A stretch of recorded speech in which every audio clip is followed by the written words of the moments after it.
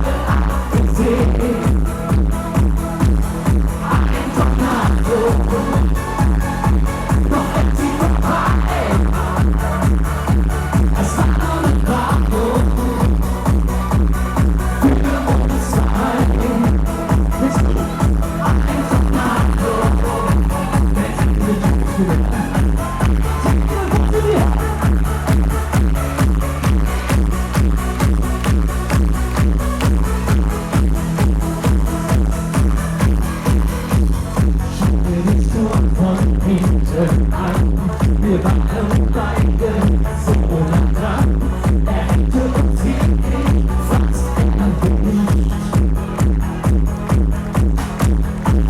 Blauer Himmel über uns, die Sonne nach uns ins Gesicht. Und von da oben kann ich schon was sehen und wie nicht. Und das Ding, ein Tornado.